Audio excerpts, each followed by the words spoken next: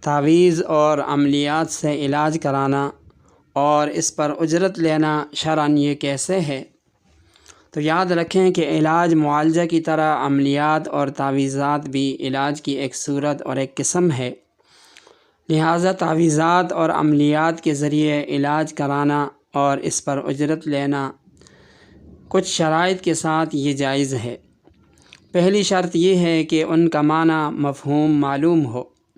دوسری شرط یہ ہے کہ ان میں کوئی شرکیہ کلمہ نہ ہو۔ تیسری شرط یہ ہے کہ ان کے مؤثر بالذات ہونے کا عقیدہ نہ رکھا جائے۔ چوتھی شرط یہ ہے کہ عملیات کرنے والا علاج سے واقف ہو، ماہر ہو، دھوکے باز نہ ہو، جیسے کہ آج کل عام طور پر یہ ہوتا ہے کہ عملیات تعویذات کے نام پر لوگوں کو لوٹا جاتا ہے۔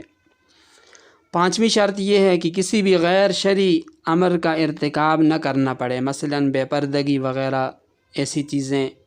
جو شرعاً ممنوع ہیں، ان چیزوں کا ارتکاب تعویذات اور عملیات کے اندر نہ کرنا پڑے۔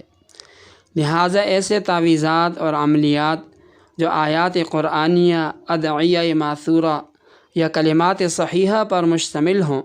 ان کو لکھنا، استعمال کرنا اور ان پر معقول اجرت لینا یہ جائز ہے۔ لیکن جن تعویذات میں کلمات شرکیہ یا کلمات مجہولہ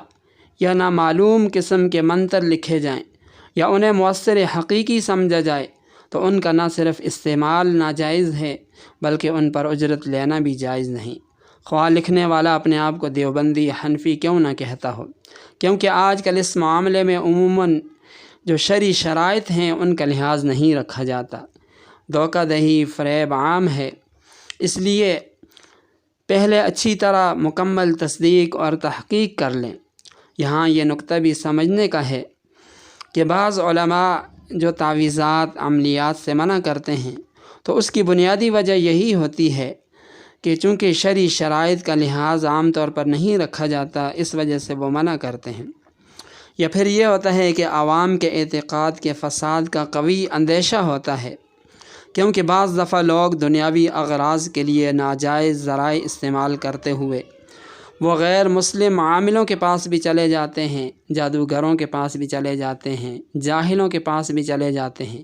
جس کی وجہ سے ان کے عقائد بھی خراب ہوتے ہیں اور بجائے